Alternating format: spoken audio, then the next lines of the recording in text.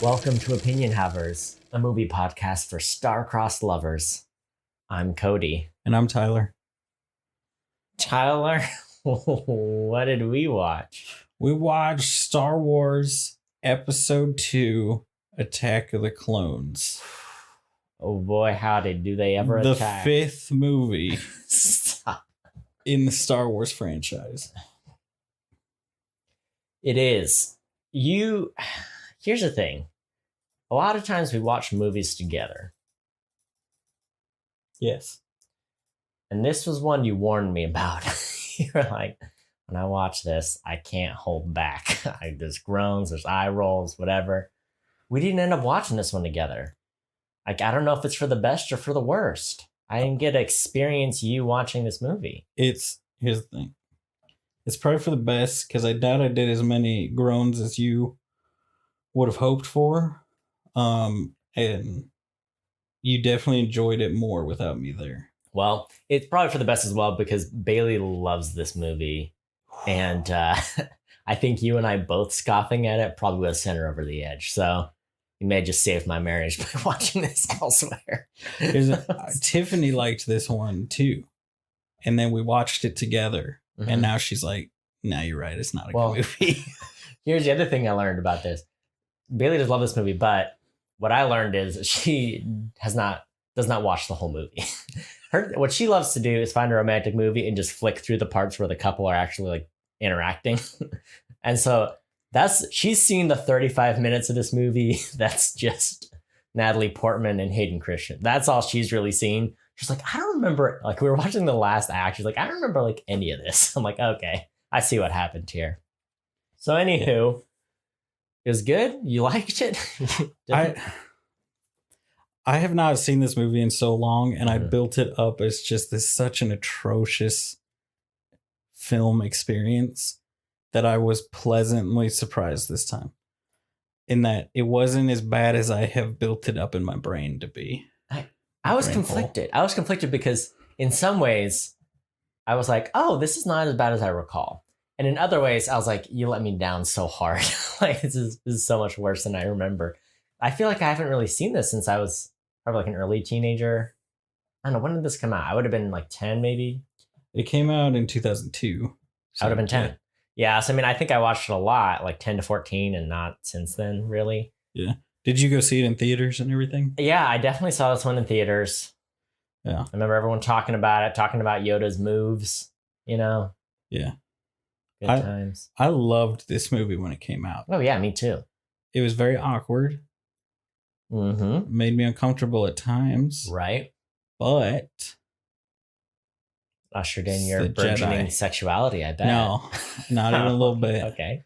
It's from the movie. Everybody, here's the thing. Everybody knows. Everybody in the world knows. I don't like Natalie Portman. This movie's the reason. It's amazing to see an actor dig out of that hole. Like, she's such an incredible actress. And, you know, she survived this movie. And that's a testament to her acting ability. Everyone but Hayden Christensen survived this movie. And here's the thing. I think I looked him up. What? You didn't like Little Italy? I have Hayden Christensen, Emma Roberts in Toronto's Little Italy in a pizza shop. You haven't seen that movie? No. I did see one movie. We're adding Little Italy to the list. You know, when you think of Little Italy, everyone's favorite Little Italy. We don't have to think about it. Let's just say it. Toronto. That's the world's #1 Little Italy. So that's where they set the movie. Is there a franchise called Little Italy? Is that what you're implying right now? I'm saying there's a movie called Little Italy. Is it little or lil? Littly. Okay, that's what it is. I will tell you, in The Machine, there is another Hayden Christensen movie, and you know which one it is. I know what it is, and I hate it. You know it. That was one of those movies that, like, even for my age, like, that is a movie that should have fooled me and been like, that was cool. No, even I knew that movie sucks. To this day, I think that movie's cool. Ah, I have the DVD, Cody. so mad at watch you it right together. now. This is why I don't tell you what's in the machine until it comes up, because you would be so mad, one, at how many like Oscar worthy movies are in the list next to movies that are worse than the original Mortal Kombat movie. Oh, hey, don't get me started on Mortal Kombat. Hey, no, hold on now. That's for later. All right. Do we need to give a synopsis before we dive into the dirty details? I'll get into the synopsis. Filthy, sandy, nitty, coarse, rough, irritating details. Sand. It's rough and it gets everywhere. Not like sand here, which is squishy. All right. Here's the thing, Cody. What? Let me break it down for you. Let me break down this experience. There's stars, and there's a war that's gonna happen. Hasn't started yet. There are people who haven't seen these movies. Okay, there are people who don't know what's happening. What I've said so far, what I've said so far is true. Is true. All right. Okay. You know, there's the Jedi. It's 10 years in the future from the previous film. They've recast Anakin. Murdered Jake Lloyd. They kept everyone else. His body away. They said, you know what? We had 2 appropriately aged people. Uh-huh. We got to jump 10 years forward. So we're going to keep Natalie Portman and cast someone who is 2 years older than her or 1 year older than her as the little boy who's 5 years younger than her. Yes. Because you know, in 10 years, you could go from Jake Lloyd. Time is relative. Math is also relative, okay? The further out in space you go, the more different math becomes. So if we're going to be in a galaxy a long time ago, far, far away, 5 years is equal to 12 years. That's what you don't understand. Exactly. That's what the movie Space Between Us is about, but not what Star Wars is about. All right. So by that logic, the age of consent would be okay. Never mind. Whoa, never mind. They're all above the age of consent. That's a different movie. It's a different movie for a different time. So anyway, they're there. You know what you saw Boba Fett in the old movies. Now, who do you want? You're right, his dad. You want to learn where he came from. You want to learn his backstory because Boba Fett's dumb and he went out like a B word, okay? But you learn everything. This is the backstory to the future movies. Are you just betray the Mandalorian? No, that's a separate entity. All right. So we can get also there's clones and droids and stuff, so you know.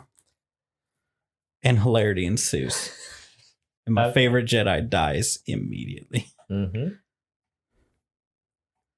Hop in my land speeder with me, and let me tell you about my favorite Jedi who dies immediately once we cross into Spoiler Town. All right. Here we are. Okay, the Jedi that looks like a dinosaur. He's got the dinosaur pointy, head. like curved head. Yes, I saw him and I was like, new favorite Jedi ever. And then he immediately gets killed. In like the big battle? Yeah. Jango Fett immediately shoots him. Roasts him. All right. Yeah. That's cool. That's how it goes, though. In the prequels, the Jedi are just like absolute pushovers. Like, remember in the first one, you're like, Qui-Gon will never die. Then they killed him, and they're like, get ready. Because everyone else is about to die, too. Yeah. It's like, what's even... Yeah. Here's a frustrating thing. Like, the TV shows, books, comics, and everything, they do a great job of explaining one thing that the movies do a terrible job of explaining. And that is... the Jedi like Obi-Wan and Anakin and Mace Windu are like some of the best Jedi to have ever lived. And everyone else is still great and hard to kill. But a bounty hunter like Jango Fett can kill one of them. Because he's like, the Mandalorians are the anti-Jedi. Exactly. He's a professional killer. And the Jedi, they're just there to make negotiations. Wear robes. Meditate. Yeah. So they're like, here's Obi-Wan Kenobi. He's just a regular Jedi. Everyone else is just like him. Yeah, and here's Anakin, just a totally normal guy. Because we're only interact with the cream of the crop. So then when the other people are around, we're like, why can't you keep up? Yeah. All right. It'd be like if they focused all of Harry Potter on Dumbledore. And then everybody else couldn't do magic without a wand. And you're like, why do all these other wizards suck? Mm-hmm. And why are they not gay? Like, he's the only gay one. What's that about? Why aren't there more gay wizards? Yeah. Hogwarts should be all gay. Exactly. It should be a homonormative school. And then there's like one straight dude and everyone bullies him. Yeah. And that dude is Ron Weasley. Yeah. You're right. Yeah. All right. I think what you're describing, though, is the cursed child. Oh, well. Isn't that what that was about? Okay, if Mandalorian's not part of this, the cursed child is not part of Harry Potter. I can't do it. Yeah. I love Jude Law. He is not Dumbledore. The only true Dumbledore is the first Dumbledore. The second Dumbledore was dumb, and I was happy when he died. I cheered in the theater. Wait, you like the second one more than the first one? No, the second one's awful. Second one. Oh, okay. Okay. First one played prisoner in Count of Monte Cristo. So good. So everybody knows him. It's a great movie. He was in The Pearl. I don't know. I hated that book. That movie sucks. I don't know. Because it's a sad story. Steinbeck is like, has one book I like, and everything else like just bums me out. I don't like it. What about them? That one about the seagulls? I don't know that one. It's on Netflix. If you want some B-roll shots of seagulls with some weird voiceover, check it out. Is it East of Eden? No. East of Eden is the one I like. Dandelion Wine is weird. The Grapes of Wrath is bad. The Pearl is depressing. Did he do Mice and Men? I don't know, man. I kind of like Mice and Men. It's like any book you were forced to read in middle school, he wrote. That's true. The only book of his that I read that I wasn't forced to is the one I liked. So you do that math. Yeah. Explain that arithmetic. You do that space math. I did read several of his books. I don't remember any of them. It was Steinbeck. Hope I got all those authors right, because I very well could have. Those could all be different authors. Did I get it right? I mean, I saw Steinbeck, Mice and Men, Dandelion Wine, Grapes of Wrath, The Pearl, East of Eden. Did I get him? Was all his? Did a good job. I know books. Yes. I read one book every 3 years. I know what I'm talking about. Yeah. Okay, here's the first thing I learned while watching this movie. Because George Lucas was like, no, you're going to get lore whether you like it or not. And this is going to be the longest Star Wars movie I've made. That's what he did to us. First thing I learned, the army is just here to support the Jedi. The Jedi are the only thing keeping order in the Republic, basically. And they're like, better get an army to help us out. And that's what happened. They said that. They were like, we're here to we're the peacekeepers or the order keepers. So that it was just them. Yeah. There's no like standing army in the Republic. The Republic just like, we are approximately 5 million planets bound together. And we got like 60 Jedi to keep track of everything, right? Here's the thing. That's what they implied. Cody, there's only one way to fix this. What? Lore. All right, here's the thing. The Republic has existed for roughly forever, at least 10,000 years. Okay. Right? Mm-hmm. They say there's never been an open war since the formation of the Republic, which is an effing lie. Liars. We all played KOTOR. We know about the Sith Wars. That was after the anyway. Point is, Cody.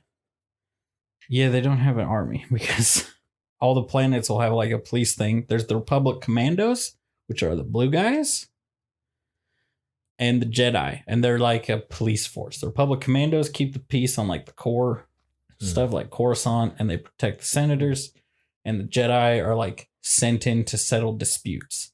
But generally speaking, if two planets have a disagreement and they go to war with each other, they just send the Jedi in to like broker peace between them. It's just weird because the Jedi are like monks. They're like, no, we're warrior monks. We're gonna send you all over the place, but you're not supposed to be fighting. You're like Jesuit priests, and you're like, but what are it's just they're all over the place. They are. I mean, they're not supposed to not fight. They fight all the time. If your kid has that juicy midi-chlorian blood, we will steal him. They will take your child. So it's like, what are they about? And then, okay, but I think I may have talked about this last one, but like just the bureaucracy of the Jedi Council, it drives me crazy. Like the bureaucracy everywhere drives me crazy in this movie. But it's just like, when I was a kid, I was like, the Jedi are the ultimate goal. And now I'm like, the Jedi are as bad as anyone else. They just have cool swords. Yeah. So I still like them, but it's like the bureaucracy of the Jedi Council is garbage. Like as an adult, I can see everything that's wrong with it. Yeah. Which is kind of what they play with Anakin, or not Anakin, Luke being like, it's time for all that to be over. Because he's like, we're just going to do it all again. If I remake the Jedi Order, the Sith are going to re-rise. We're going to be logged down in bureaucracy and they're going to win again. Man. Yeah. So it's a mess. Anyway, they start off, Senator Amidala is descending in her starship. They're like, we're here. And her guard captain is like, I guess I was wrong. There was no danger. Immediately after he says that, the ship explodes in like a giant fireball. And I was like, bruh, if your job is security, that's the one, you can't tempt fate like that. That's the one thing you cannot do. You cannot say that right as the ship lands. Yeah. Terrible. Secondly, Senator Amidala is like, don't worry, everyone is a body double of mine for security. Her body double dies, and her last breath is like, I failed you. It's like, you literally did your job. Yeah, it's like, this is your job. You died for her. That is your one job. And your other job is to look like her. And you did both. So I don't know. Whatever. If you're a body double in your job, that's like if you're the food tester for like an emperor and you eat the poison food and you die and you're like, I failed. It's like, no, that's you succeeding. 100% A+, full marks. So many food tasters never get to die while tasting food, and you did it. Yeah. So anyway, whatever. Whatever. I have a question for you, because I'm guessing you watched it here. Yeah. On your TV. I did. You don't have a 4K TV. That's right. So I find this interesting. Oh, how did the CG look for you? Good. Here's the thing. Okay, roommates watched it a couple years back. Right. On a 4K TV, and I walked through it during the big battle scene. I was like, this looks like garbage. Why did I think this ever looked good? And then I watched it at home and I was like, actually, most of the effects look pretty good. Yeah. They held up decently well. But when you watch it in 4K, you're like, this is obviously like awkward green screen. Nothing's actually happening. Like, it looks super fake, but it looked decent. Yeah. Well, see, the thing, we watched it and I was expecting the like cringy CG, but it's just like the last movie where I feel like when they're like, okay, we've bought them, we're making our own streaming service. Time to send in the ILM guys to redo all their bad work. Yeah. And had them redo. It's obviously didn't like retouch up everything, but the stuff that was atrocious, like Jar Jar, I was like, oh my gosh, he looks good. And like them flying in over the city, I was like, this looks something like something that came out maybe 4 years ago, not something that came out almost 20 years ago. Only a couple of things I noticed that were off. Like one thing was like the lightning effects weren't working too well for me when they do like the force lightning late in the movie. I was like, oh, that's not quite working. Yeah. But aside from that, I mean, most things actually looked way better than I expected. Yeah. There was a few times where I could tell it was like a little too smooth, early 2000s, but it was something that looked really good for the time. So it wasn't probably worth spending the time to touch it up now. Yeah. So Senator Amidala arrives. She's supposed to do some, I don't care, it's politics. And then they mention something about Count Dooku. And they're like, oh yeah, Count Dooku is a good dude. He was a Jedi. He's not now. And here's the thing. They make a point later and like, these oaths are not easily broken. Anyway, Dooku left. He's a rad dude. We can trust him. And they keep saying that. They're like, remember, he couldn't do that. He can never be a bad guy because he was a Jedi once. Like, he's not now. So what is he doing? That's what I didn't. I was just like, he just up and left? How? Yeah. Well, you can just leave. No, it's not easily broken. He said those are the words out of Ewan McGregor's face. Okay? Yeah. That's what he says. And also, I thought it was funny because I was a kid. I was like, you can't just leave. And then watching it now, I was like, Oh, so you can leave. Yeah, you can leave. It's like a whole other. Me watching it now is like a whole. I feel like such a grown up. Here's the thing: because I've read a few books and stuff were about someone who left the order. Specifically, one was about Dooku. And what it seems like this is about how it goes with like some people like you played Jedi Fallen Order. You haven't played that one yet? I played. Yeah, I played. I didn't beat it, but I played. So you know about there's someone who's there left the Jedi Order because she lost her connection to the Force. That's one way people leave. Oh yeah. Then there's a whole other group of people who are like, yeah, so I don't want to do these rules anymore. And they're like, cool. Just promise not to use the Force anymore and you're out. And that's about all it takes. Wow. They don't like sever you from the Force. They're just like, cool, give me your lightsaber. Promise to not do anything evil. Mm-hmm. Deuces. That's the extent of it. And most people, they just like stop using the Force and their connection fades. And then there's Dooku who doesn't. Here's the other thing. He's like, Dooku was once a Jedi Knight. That's BS, Windu, and you know it. He was a Jedi Master because this is what he did. He's like a Padawan or a new knight or something. And he's like, hey, what's in that scary looking room that all you masters go into? They're like, oh, those are Sith holocrons. And he's like, I want to see them. And they're like, only masters can see them because they can corrupt you. And he's like, cool. Then proceeds to dedicate all time to being a master. Goes in there, immediately comes out of the room, turns. I'm done with being a Jedi. And then they're like, he's a cool guy. Like, you just gave him the Sith holocrons and then he quit. And then you're like, he's definitely not gone evil or anything. Yes. So it's like Samuel Jackson might as well be like, Christopher Lee could never play a villain. Like, he might as well have said that. You know? I stumbled upon a TV show that looks insane. That has every famous British person of Christopher Lee's era in it. And it's like a solid like F level BBC show about like a space station. And I really want to watch it with you, Cody. It's from like the 40s. It's all these people when they're like teenagers or early 20s. Oh, I love that. But it's like Christopher, it's from the 60s, I think. It's Christopher Lee. I think he's like Christopher Lee, Helen Mirren, like that class of actors. Yeah, like Ian McShane, I think he's even in it. And like everybody who's famous and not American. Wow. And I need to see this show, Cody. I was like, what is this show? Anyway. Yeah.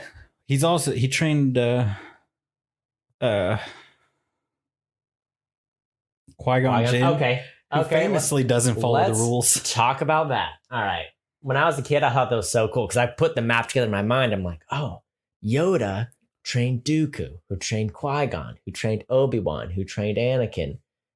Wow, it's so cool. And now as an adult, I'm like, is there no one else training Jedi? This is BS. I was so mad at it. I was like, how is everyone we see on screen the trainee of whoever else is on screen at the time? I was mad about it. I did look this up because I was like, was Yoda Yoda's Padawan? No. Thing is, Yoda likes he's like the most important thing is gotta train the younglings because nothing bad is ever gonna happen to these younglings. Gotta train them up. Okay. Because no Jedi's gonna go bad and I don't know murder all of them. Okay. That would never happen, Cody, and you're sick for thinking that. Okay. Yeah. Yeah. No, he just taught him when he was. He's the Grand Master. He's the head of all the Jedi. He's so old. And he's so good at the Force, and you've been around for so long. Yeah. He's all right. Yoda's master was a little snake dude. Yeah, all right. That's what I went down a rabbit hole. While watching this movie. No. Yes. While watching this movie, I went so deep down Wikipedia. That's how it's called? Yeah. I ended up on like the backstory of a species in the KOTOR games and ended up back into stuff that's canon. Okay, that's how deep I went. So deep I came up in another movie. All right. It's like digging through the Earth's core and popping back up in Australia. You're like, all right, here we are. Back at civilization. Let's do this. Let me tell you about the Quah. No. Wow. Rose Byrne is in this movie. Oh, you forgot about Rose Byrne being in this All right. Let me tell you what Rose Dead. Byrne is in. She's in Insidious. She's the stuck-up lady in Bridesmaids, and she's in Neighbors. All right. That's what is one of those people that pop up on screen. You're like, I've seen her in everything, and then you look at her profile. You're like, oh, I saw her in one thing once. I just kind of recognize her face. She's in Spy, which I've heard is good. She's in Peter Rabbit. Oh yeah, our favorite rabbit. We have a rabbit. Did I tell you that? What? All right. In this home right now, there's a rabbit. My brother. You know how we got some kind of random baby animal we're trying to nurse the life back into? Yeah. Anywho, this week it's a rabbit. Brother-in-law's dog. They're on a farm. They got all these farm dogs. Was just bopping around with a baby rabbit in its mouth. And he's got his in-laws his family in town. And so I think he felt bad. Because he grew up on farms. He's like, I don't care, whatever. Animals are animals. Anywho, instead of that happening, he was like, I don't know. We don't have time to take care of this thing. Do you guys want to try to save this baby bunny? I'm like, okay. Try to save So yeah, there's a wild bunny that is very wild in a tote. It's about the size of a tangerine, and we're trying to nurse life back into it. Here's what I'll tell you. Why did I tell you that? Here's a tip. Oh, Peter Rabbit. Don't put it into a box with a heated blanket with the cord exposed. It will chew it and die. Yes. Whose rabbit did you kill? No, my sister. How dare you, sir? My sister killed her rabbit that she kidnapped from the wild. Yep. Here's what I learned. Wild rabbits and domestic rabbits cannot breed. That's how genetically different they are. Yeah. I did not know this. Also, they probably eat each other. Oh. I don't know. Yeah. Who knows? No. I'm having to stroll real deep into her film. There's her filmography. It's fine. It's fine. Okay. So here's the thing. This movie has... She's Dorme. That's right. From what? Oh, from this movie? Yeah. Yeah. So here's the thing. This movie... Wait. Yeah. Wait. No. Hold. No. You had Corday, then Dorme. There's no way that's code names, right? They're not that close. Those are Christian C, names. then D. is your day next. Here's the thing about this movie. They're trying to do a lot. They're trying to do the whole drama with the Hitler-like rise to power. They're trying to do the whole Obi-Wan Kenobi side adventure detective work. And they're trying to convince us that Hayden Christensen and Natalie Portman work. Okay? Yeah. And it's too much to fit into one movie. And I wish they would cut out one of those three things. Yeah. And give it to us better. We all know, let's say it together. Hayden Christensen. No. I like Hayden Christensen. I don't like him and Natalie Portman. Mostly I don't like Natalie Portman. Stop. I don't like her trying to... Here's the thing. Padme is the reason for everything bad that happens in the Star Wars movies. You were wrong. Okay. You're wrong. But carry on. Cody, let's turn off the lights. Let's light some candle. Let's sit right next to each other. I'll get half naked, and then I'll tell you how we can't do this right now. Look, you can't just pass all the blame onto her and then not... Okay, no, because the blame doesn't go to her. This movie starts, and Obi-Wan and Hayden Christensen get the assignment to protect Padme or something. I don't know. Hayden Christensen rolls up and is like, dang girl, you hot. And Obi-Wan is like, uh-huh. And then... Okay, Padme plays it off. She's like, oh, you'll always just be that little boy because you are a little boy. She says that. She tries to keep it diplomatic for a little bit. Hayden Christensen's like, oh. It's like wiping drool off his face when they meet. And Obi-Wan just watching. He's like, this is a good idea. And the Jedi Council's like, how about this, Obi-Wan? You go investigate. Leave these two lovebirds alone. Send them somewhere remote and romantic. Yeah. And Obi-Wan's like, I like this. And I wrote this so many times, like, we all just cool with this interaction they just had. Like, okay, let's fast forward. I do have a question. What made Obi-Wan so grumpy? he's just grumpy at Hayden Christensen for everything he does. And it's like, no wonder he's so mad. Like, you don't give him any autonomy and you criticize everything he does. Which it's kind of like what Qui-Gon did a little bit, but like to a factor of 5. Yeah. Where it's just like everything he does is not good enough for you. He's messing up and everything's wrong. And I get that Anakin sure is headstrong and sure is like too talented for his own good and not humble enough. But you just like railing on him and trying to lay down the law 24/7 is just going to make it worse. Yeah. Right? But what made Obi-Wan so grumpy? Like, why isn't he cooler and chiller? Because I loved Obi-Wan growing up, and now I'm just like, you're a little curmudgeon-y, old miser. Here's the thing. He's been dealing with Anakin for 10 years. Anakin has zero chill. They go on a mission, and Obi-Wan's like, it's like, we'll just pick, any random mission that they went on in any of the extra stuff. And it's like, all right, Anakin, we're here. There's these two cultures. They're at war. We're here to broker a peace treaty. Neither of them is a good guy. Neither of them is a bad guy. We're here to be the arbiter. We're here to be in between. Mm-hmm. This side, that side, come to a fair center. Mm-hmm. They show up. The people who greet them at the spaceport. Anakin's like, I will murder everyone on the other side. You're the good guys. I believe everything you're saying. Yeah. Then proceeds to massacre half of the other people. And Obi-Wan's like, what are you doing? This other side was enslaving them. That's what started this war, Yeah. And he's like, I'm sorry, master. I acted rashly. Okay, let's go to our next mission. Counter the first culture. I will murder everyone on the other side. And it's every time. Okay?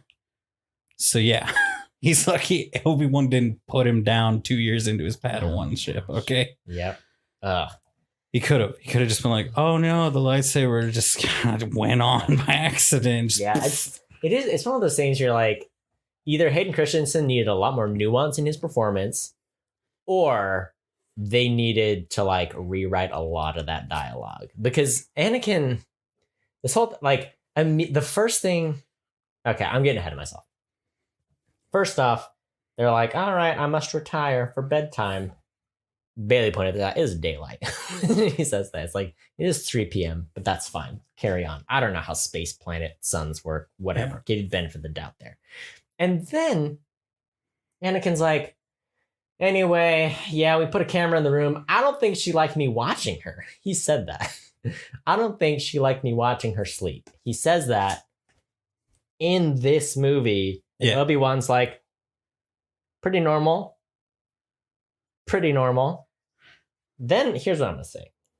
Older Padawans, like Obi-Wan in episode 1 and Anakin in this one, the hairdo's not working. And they look so dumb. Because, you know what? If you're a 14-year-old boy, I get it. You're going to look awkward. You're a teenager. It kind of works. When you're his age, you're just like, you look bad. And no Queen Senator Natalie Portman is falling for you. That's just not how it works. Okay? You talking about the short? It's a bad haircut. The braid thing's weird. It looks fine for kids. The braid thing's the whole thing, though. I understand that it is. It's supposed to look dumb, so you hate it. I do hate it, and it did work. It's a hazing thing. It's like 10 years of hazing. Yeah, no, the thing is, here's another bomb I'm going to drop on you, Cody, in case you didn't know this. Mm-hmm. Disney Plus has added the Star Wars Clone Wars micro series, as they call it. The anime one? Yes. Oh, it's so good. So good. Watch them both. Here's my question. As an aside. Yeah. Do you want to do an episode on those? I'll watch them again. There's 2 of them. They're each an hour and a half long. Yeah. I mean, you watch them. I might need the palate cleanser. They're so good. They're so good. You'll hate Anakin pretty early on, and then you'll love him. You'll hate him, then you love him. The other show, though, definitely makes it out like. So when they do the knighting ritual in the 3D animated show, Anakin's like, "Oh my gosh, Yoda's about to murder me," and in this one, he's like, "It's happening." But that's the whole thing is they cut off the Right. braid with the lightsaber. Yeah. I just think it's funny that in the newer show, he's like all scared. It's like, what's He happening. doesn't know what's going on. He doesn't. You think he's been doing any book reading? No. Nope. He's been practicing flips and flying things. That's what he's been doing. He's too busy getting with Padme. All right. Obi-Wan says when they're trying to pursue the assassin, the assassin lady, he says, "Why do I get the feeling you'll be the death of me?" And it just makes me mad. It's like, there's so much. This is my problem. I wish Bailey could see Star Wars the way I saw it. Where it's like, see the originals? Oh, and then these prequels come out. Yeah. And explain everything. Because when you watch the order of prequels and then you watch, it's like, there's no surprises. You're like, oh, by the way, we've like obnoxiously foreshadowed everything's going to happen. Yeah. But that's the whole thing is you're supposed to watch the other ones first. Yeah. And then it's like, what you understand is it's too confusing that way. It's foreshadowing. Very It's subtle. just like a callback to like something I don't, whatever. And then he says the word father. Which is something Vader says at one point. Yeah. I don't know. Here's what made me mad. They're like, all right, the lady we're chasing, she's a changeling. A change of loop. How dare you? What? A change of loop. They said, stop. That's what they're called. Don't. You said changeling. He did You not. Get out of here. He said change of loop. Could be anyone in here. And then she doesn't change. Isn't that the whole thing? Yeah. Shouldn't she be able to shapeshift? Yes. And then she's like, you know what? They'll be expecting me to be a different shape, so I'll remain in my current shape. Yeah, she could have changed into like anything. Horrible assassin. Worst possible assassin. Yeah.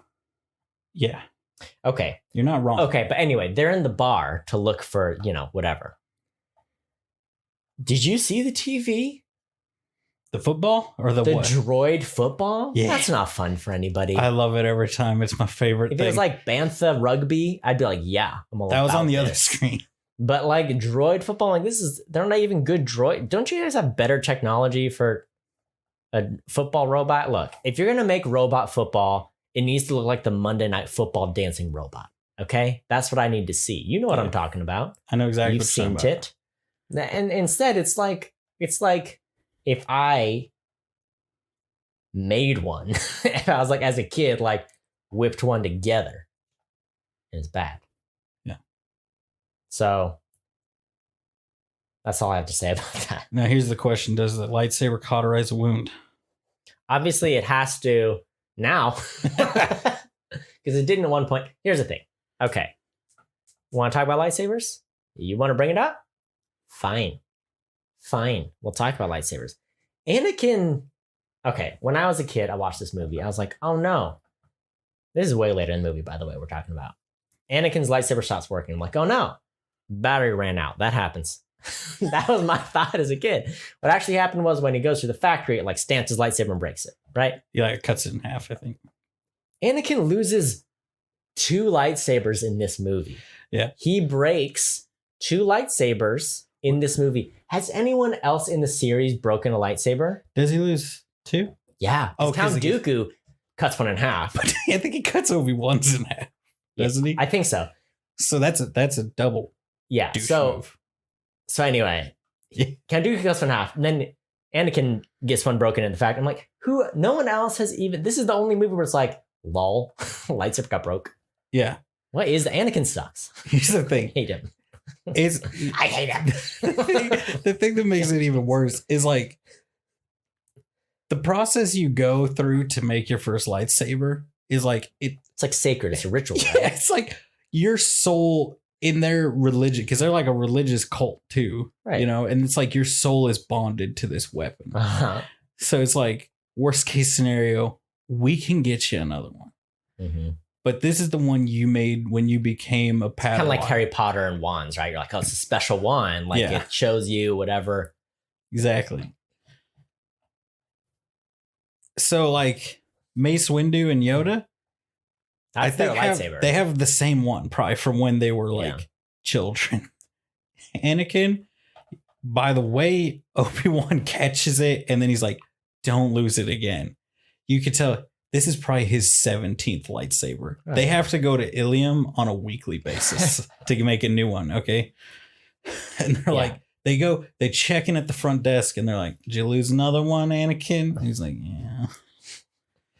They just got a rack. They got just like an Amazon recurring order for like, hey, can you send me like 3 lightsabers every month, please? Yeah. So anyway, whatever. Anakin is also like, you know what? This Palpatine dude, pretty rad. I love getting guidance from him. Like, how long has that been going on? He's under his tutor. He references like, oh yeah, Palpatine and I work. We're buds. He gives me advice or something. What is that? When did that start? Why don't I get to see any of that? Because it seems like boring. It's kind of he's just kind of like, hey bud, and then the third one he's like, so anyway, we're super close, right? Do you want to just do like whatever I tell you? And I need to see that developed more. Cut out the love story. Let's just get rid of that. Can I just see like how Anakin actually turned? Okay, all right. Let's talk about Anakin some more and how much we hate him.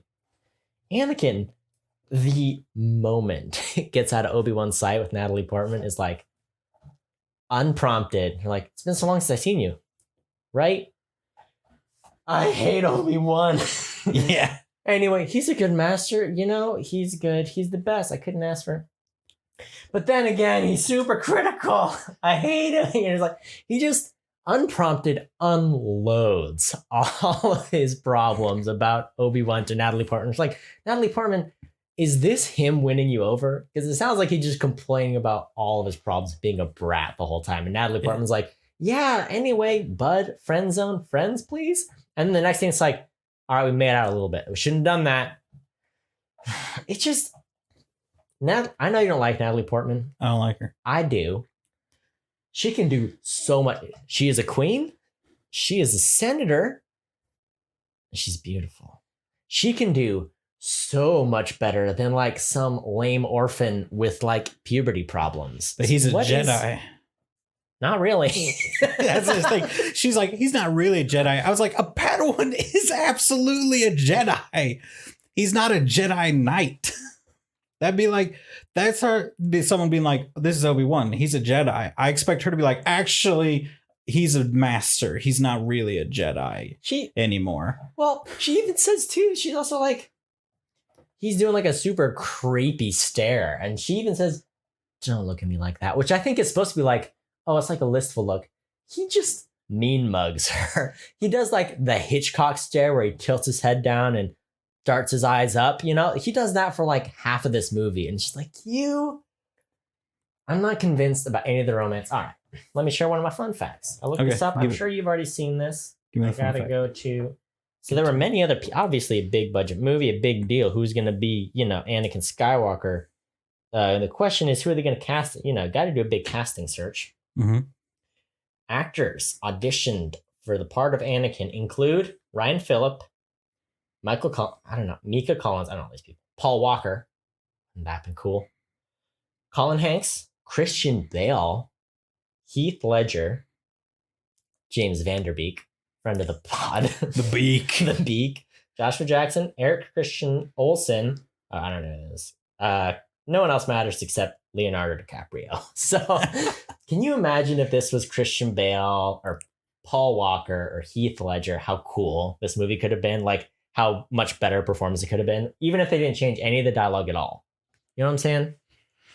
Yeah, well, that's the thing. I've seen because here's the thing. Hayden Christensen before this, I think or after this or something, I know he's done a lot in shows, like TV shows, where he's won like Emmys, I think. Like he's good. Here's the thing. Mm-hmm. I think what has tanked his career more than anything is people think, oh, he's just a whiny douche. And if they can have the money to have like a good movie, they have the money to get James Franco, who is the same person, but a more successful actor. Yeah. I don't know. It's the same thing with Luke. Luke Skywalker also sucks. Here's the thing. Yeah. Okay, this is spoilers for way ahead in the series. So fast forward 30 seconds. Dies. I know 100 Rey years. wasn't a Skywalker because she doesn't suck. Luke, Yeah. I like Luke in the final trilogy. Like, oh, this is what I wanted when he finally matures. But like young Skywalkers are the worst. And so it makes sense that they're related, but they're all like, oh, you have a lot of talent and you are awful. Yeah. Bad personality, super whiny, can't be tamed. You just, it's bad. Luke comes off more like naive and doesn't stop to think that other people aren't as good as him though. Mm-hmm. Like he, you know what I mean? Yeah. And he's like, I think I know what's going on here. Like I saw the vision and they're like, don't do it. Don't do it. Don't do it. Mm-hmm. He's like, but I gotta do it. Yeah. And they're like, okay. So yeah. But can you, Heath Ledger in this would have been, yeah, I don't know. I'm sure Hayden Christensen's fine. It's the same thing. Like Natalie Portman's performance is just okay in this movie. It's not that good, but she's a good actress, but she was young when this movie came out. And Hayden Christensen was young when this movie came out. Yeah. It's just Natalie Portman has had a great opportunity to blossom with some great roles. Hayden Christensen hasn't had. Yeah. I'm sure he's fine. This is not good.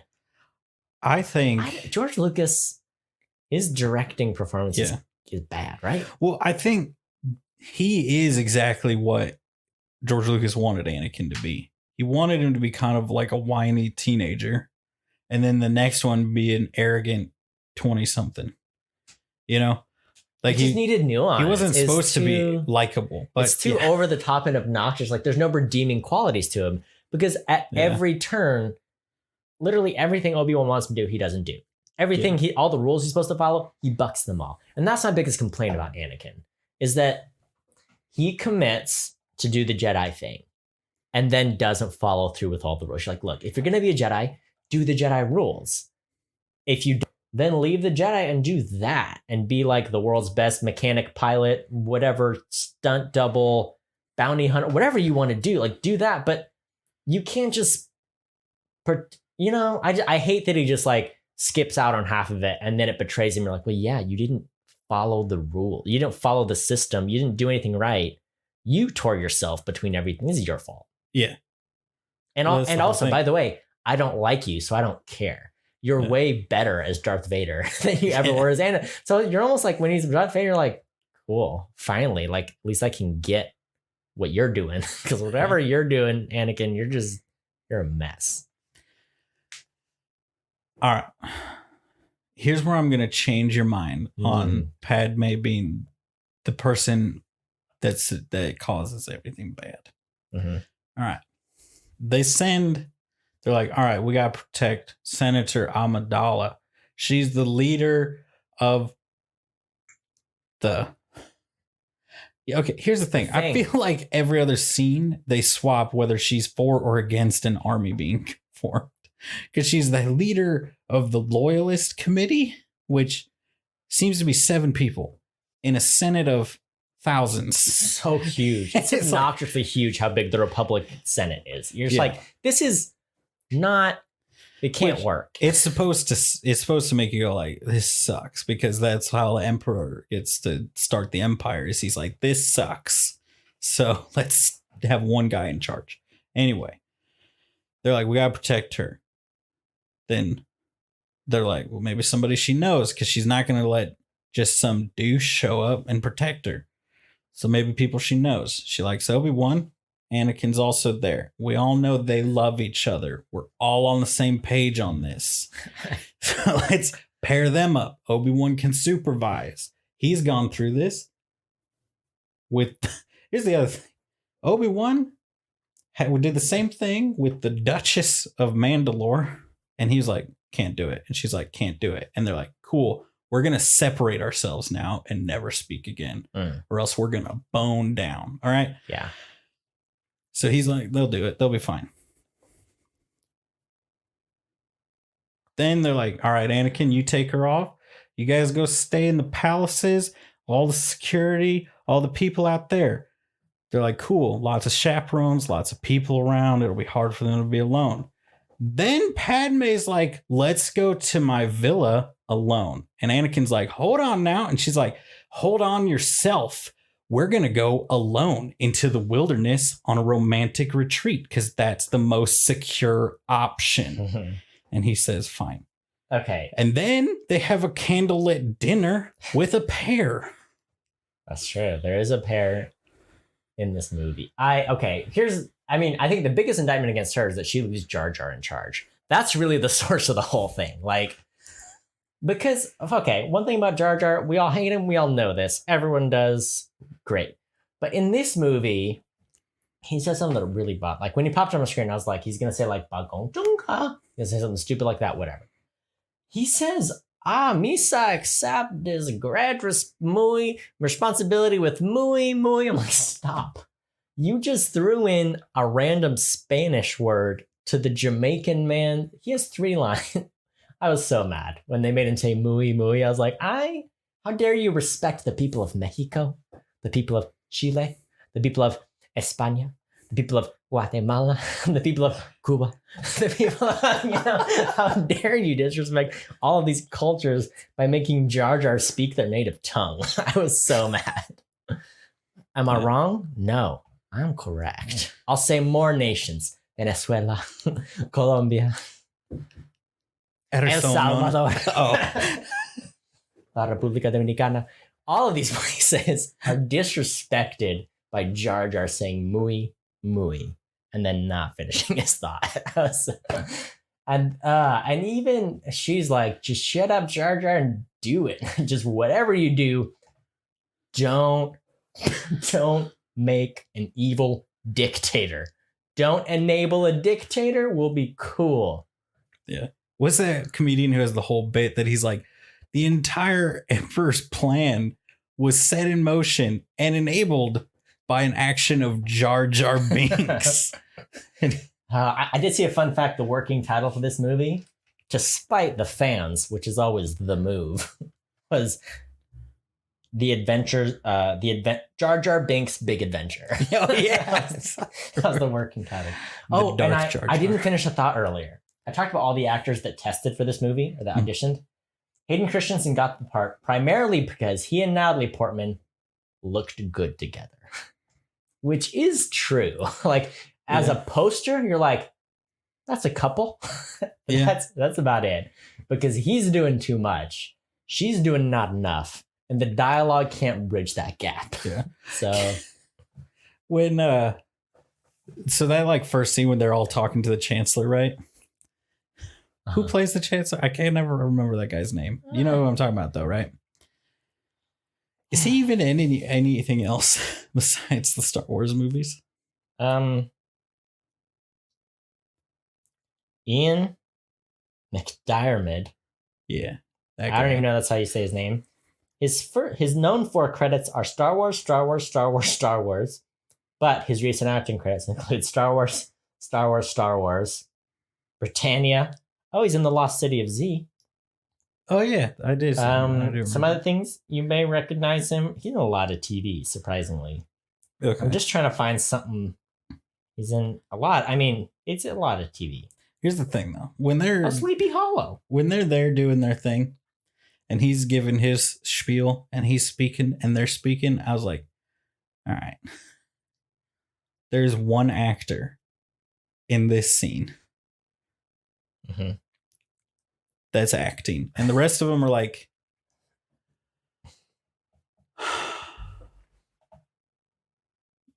the Jedi aren't an army, they're peacekeepers or whatever.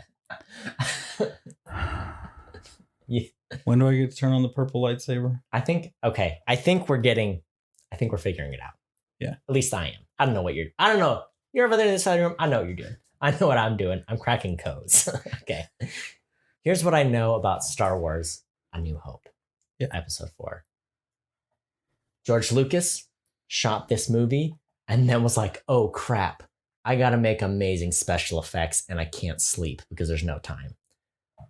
And I think what happened in the prequels, he was like, oh, finally, I get into the effects I want. Let's set all this up.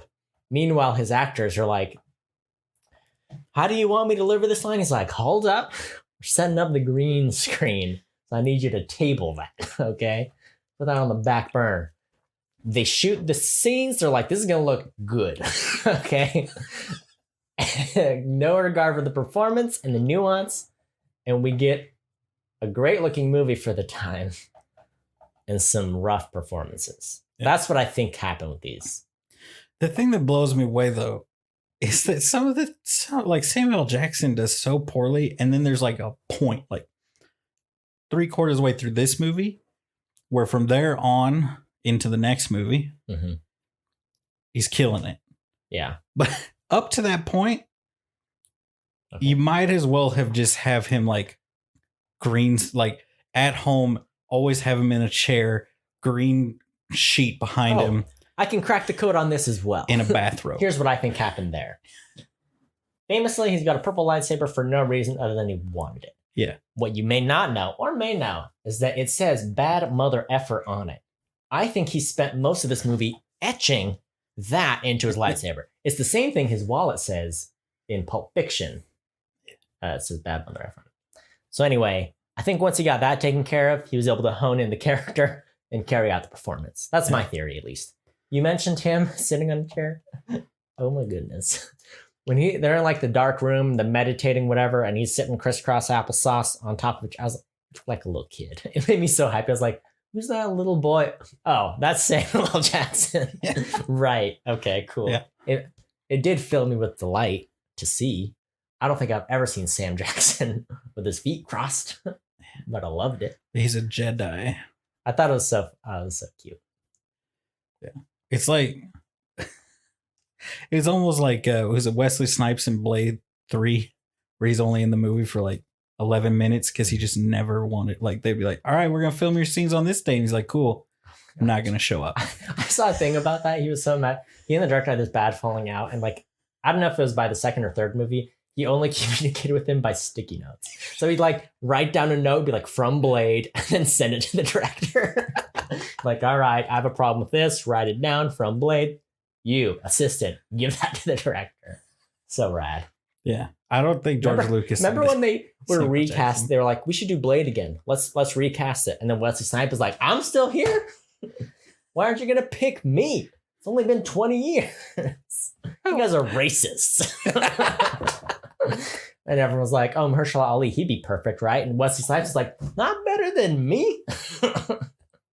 So Wesley Snipes like 60 or 70 at this point. He's old man now, right? Okay, first off, he's half vampire, so he's not going to age that much. All right, that's what you don't understand. Yes. Oh, man. So Obi-Wan's on a mission. Yeah. He's going about trying to learn things, figure out I don't remember any of his leads. Here's what I do remember. He goes to an old-timey 50s diner. Yeah. He's got a friend there. Which is the hub world of the original Lego Star Wars. Let's all remember it. We loved it. Very good. If you were That's a recovered memory from me. If you were an evil Jedi or a bad guy, the clones would murder you. Oh, yeah. I forgot about that. They were relentless. Like, you couldn't even get to a mission. Oh, yeah. Yeah. Okay, so that guy works at a diner. My question is, he has a ton of very valuable information about all kinds of things. What is he doing working in like a greasy spoon? What happened? What's the story there? What I've always got from him is kind of like in like the fantasy trope of every innkeeper is a retired adventurer. So he's he did his time doing adventures or serving in some military or doing something. Yeah. And he's like buddies with Obi-Wan. Obi-Wan has a lot of buddies. That's one thing I would like about being a Jedi. It's just making buddies throughout the galaxy. Yeah. Got a lot of friends. There was in the anime style Clone Wars TV show, there's the moment where they go to a planet where they're like, oh, there's these primitive people, and they start speaking, and Obi-Wan's like, oh, they said this. Anakin's like, how do you know? And he's like, you don't travel the galaxy with Qui-Gon Jinn and not pick up a few things. And I was like, I want to travel the galaxy with Qui-Gon. I just want to hop on the back of Liam Neeson and just Liam Neeson, take me and let's travel the galaxy. They'd have matching goatees. It'd be amazing. Yeah. Which if we don't watch those, we just need to look up what Liam Neeson, You need to see what they did to this man in that show, in the anime show. The anime one? Yes. I've seen the anime one. Do you remember what he looks like? I don't think I... His face is 95% nose. Oh yeah. Aggressive. It's the most aggressive nose I've ever seen in anything. I love that. So, okay. George Lucas and his stupid world building. Here's what he did. Here's what he did to me. And I'm sure you've had this this realization earlier. Senator Amidala, who is Natalie Portman, is like, Anakin's talking, they're talking about politics or something. He's like, well, why'd you step down for being queen? And she's like, my term was up. I'm like, George Lucas, you animal. What? You made queens be an elected position that has terms? Oh, and they also have senators that serve terms? I hate you. Wait, you and your dumb queen. Yes. That's not how queens work. I'm so mad. She's not the youngest. She was 14. That's Naboo culture. They elect a young girl to lead them. Cody, that's how peaceful they are. It's an elected office. And that's the other thing. Why is she so young when they're like, you got to pick your queen, you got to pick him, you got to have senators? Was there a senator? Yeah, because I hate it. Here's the thing. The senator is an appointed position, though, by the queen. So you can go from queen to being the senator. And then who does the senator appoint? Oh, right. Jar Jar Binks. No, he's an elected position. Darth Jar Jar. It made me mad. All right. I like how. So in response to the Darth Jar Jar, George Lucas did say, he's like, oh, that's good. Jar Jar is the key to it all. Yeah. Which is saying he's what kicked off the rise of the Empire. Mm-hmm. But George Lucas is such, a guy that he's like, when people are like, is Jar Jar a Sith Lord? He's like, well, Jar Jar is the key to the whole plan. And I'm like, dude, just say, I like that. I should have done that. But no, that's what you should have said. Right. Yeah. I got some videos I could show you, Cody. No, I don't. You'll believe in it. No. It's Jar Jar with yellow eyes. Oh, yeah. No, I've seen, you made me look at the picture. Oh, yeah. Okay. Make it over to Camino. And Obi-Wan's like, what are these people about? And they're like, oh, hey, glad you're here.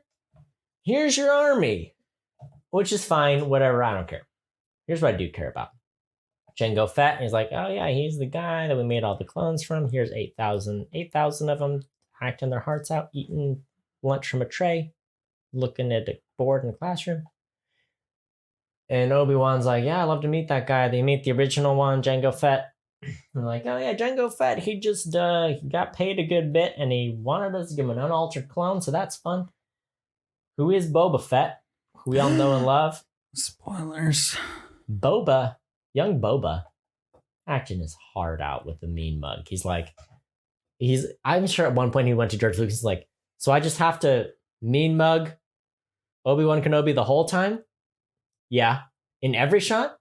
Obviously. Yeah. So I was like, he's acting his heart out. He's mean mugging his way through all 3 scenes he's in.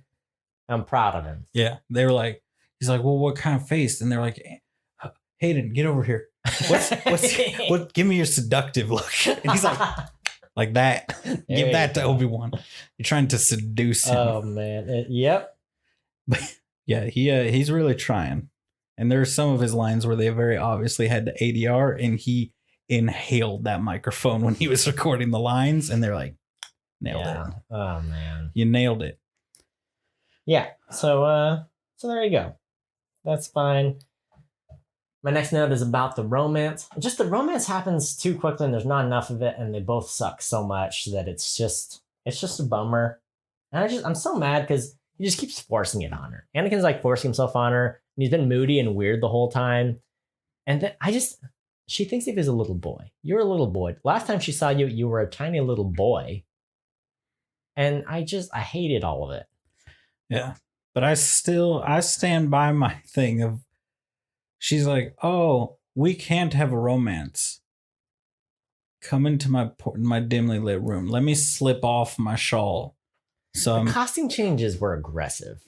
I know it's always been the case for Queen Amidala, but it goes. I'm just saying, she's like, we can't be together. And then wore a dress that pushed the tops of her boobs within 4 inches of his face and forced him to sit next to her. Yeah. Oh, yeah. She, yeah. No, you're not wrong, but I just don't understand because she's giving off the vibe that I'm not into it the whole time. For good reason, because Anakin's shady the whole time and like a weirdo. And I just... But she gives off the I'm not into it vibe until he's like, nah, you're right. And then she's like, but maybe I am into it. And then he's like, are you? No. Okay, I guess I'll leave now. But maybe I could be. Oh my goodness. Yeah, Bailey's so into like the love story thing. And what bothers me is that like the reason it finally happened, because you mentioned they kind of do the back and forth. And then finally she's like, both gonna die. There is no tomorrow. It doesn't matter. Let's make out. Let's be a thing, at least for our last moments. Then they don't die. And they're like, That's why I was like, they only hooked up because they were both about to die. Like they were all just horned up from like all the suppression. And they're like, well, death is here. So no holds barred. And then they're stuck with, and like, you guys can still make the decision not to do anything. And that's the thing that bugged me. Like when they're like going out to like be executed and Obi-Wan's there, they're just like making out in front of him. And Obi-Wan's like, oh, hey, man. I'm like, is this forbidden or not? Because you don't seem to care. And it's like, is it forbidden? Is it just discouraged? Anakin's like, loophole. I got a loophole. Like, I don't understand. What are the rules? Well, so here's the leeway I'll give Obi-Wan, right? Is that he, like I said, it is canon that he did the similar thing. Mm-hmm. He made out with the lady. He spent a romantic weekend trapped in rubble. Oh, yeah. Which is their we're gonna die moment. Mm-hmm. And then he was like, I choose the Jedi. And she was like, I choose being the leader of an entire planet. Good for them. Yeah. So that's, I'm sure what Obi-Wan he expected. Teach that to Anakin. That's what he expected Anakin to do. I'm just saying, if I taught Anakin, we would not be in this mess. Yeah. Because, I mean, in the next one, he also implies that he's like, I knew the whole time because you guys are not subtle. Because we flirted in front of you and also made out in front of you. Yeah. And also, you're like, you both see each other anytime we're together. And then you're like, oh, I have to go to the bathroom. And then the other one's like, oh, I also have to go to the bathroom. And then you're gone for 4 days. I will help you in the bathroom. And then you're gone for 4 days. So. Oh my gosh. Yeah. Also, Anakin sleeps at your house, but that's the next one. Oh gosh. Yeah. Okay. What's this about Jedi don't have nightmares? How's that possible? Explain that to me. It's like nobody can kill a Jedi. It's a bold-faced lie. I don't have nightmares. I do have nightmares. I don't know, whatever. It sucks. Obi-Wan, he's back with the kicks. That's what matters, okay? He's all kicks in this movie, and I love it. And I just... Yeah. If this Obi-Wan series they're working on doesn't have a kicking episode, I'm going to be furious. I'm writing letters, okay? Jon Favreau, I'm coming for you. Dave Filoni, whatever. I'm coming for you. George Lucas, you've done enough. You just stay back. You just stay back there. Yeah. Here's the one thing. I want to give George Lucas credit for one thing. All right. Okay. Something that he is amazing at that Disney is atrocious at. Tell me. Making a dumb decision and then being like, fix it, fans. And then the fans will write books and comic books and TV shows that will explain your dumb decision and make it awesome. And Disney's like, no, the code breaker is important to the story of the whole series. Exactly. What's the code breaker? It's Rose's story arc, how we're all special. And then the little kid moves a broom or something. What does he move? I don't know. The point is, it doesn't matter. None of it mattered. None of Ryan Johnson's vision mattered. Yeah. But they're going to stand by it till the day they die. But here's the thing. I call it Jon Favreau, Dave Filoni. They're actually the sweethearts of the Star Wars Kingdom because I feel like Mandalorian did a great job at that. Yeah. They're like, all these things you hated, whoop, now they're awesome. You're like, thank you. Yeah. So maybe there's hope one day. Maybe Taika Waititi will do a Star Wars. Maybe Ryan Johnson will get his own trilogy. I'm sure that's not happening now. Maybe they They killed Ryan Johnson. I don't know if you know about that. Ryan Johnson. They replaced him with a clone. I just don't understand what Disney's thinking. They're like, let's go with some super mainstream for the first movie. J.J. Abrams. Let's go for like an avant-garde visionary guy who does nothing like what you were expecting for the next one. Like, all right, let's backtrack. Yeah. What are you think? Ryan Johnson would have made a really cool solo trilogy. It's like, did they even watch The Brothers Bloom? If you watch the movies Brothers Bloom, you do not hand that movie you do not hand that man a Star Wars movie. I think they only watched Looper and they're like, this is a good idea. And you're like, no, you got to look at the whole resume and know what you're signing up for. And then, because you can't be mad about it. If you would have watched Brothers Bloom, you would have known. Yeah. This is what I think happened. They were like, we're doing a new trilogy. J.J. Abrams, he's going to do them all. We're putting him in charge of all three of them. And then J.J. Abrams, they were like, you know what? Everything you've done ends bad. You're bad at ending things. You're good at starting them. Right. And then you're bad at everything past there. So maybe we'll just give you the first one. So we'll go with someone who's the opposite of you. And then they're like, that was a bad decision. Here you go, J.J. Abrams. Because he did the third one. Right? Yeah. So they're like, you know what? Here's what we should do. We'll give it to the guy who's bad at finishing things to finish this out. Oh my goodness. And then he's like, well, I'm bad at finishing it when I wrote the middle. What do you think is going to happen here? Someone else wrote them. All right. Star Wars has some pretty fun names. I like Star Wars names. Yeah. You know what name sucks? Shmi. What? Shmi. That sounds like something like, what's Anakin's mom's name going to be? And George's like, it's like the worst Jewish parody name that, like Shlemiel, Shlemazel, Shmi. That's what we got. Like, Shmi. what are we doing? What are we doing with Shmi? And then Lars. Like, what? You can't just have all the made up names and then be like, and you got a normal. Yeah. These are the Jedis. Master Plo Koon, Yoda, Derek. That's what I want. Jedi Master Derek. That's what I want. He's just a guy. Count Dooku. Christopher Lee being like, I never thought I'd see you again, Derek. Oh, it'd be so good. It's like... Okay, what? The Book of Boba Fett? That's gonna be a dumb series. Give me the Book of Derek. That's the Star Wars series we need to keep this ball. Look, Mandalorian, you got the ball rolling. Let's get Derek up in this piece. Yes. It'd be like what we do in the Shadow Show. Have you seen any of that show yet? No, I've just seen the movie. I haven't seen the show. I've heard it's great. One of the roommates is Tom. It's Tom Robinson. I think it's Tom Robinson. I feel like I've watched the entire show and I can't even remember. But he's he's an energy vampire, so he's just a boring white dude.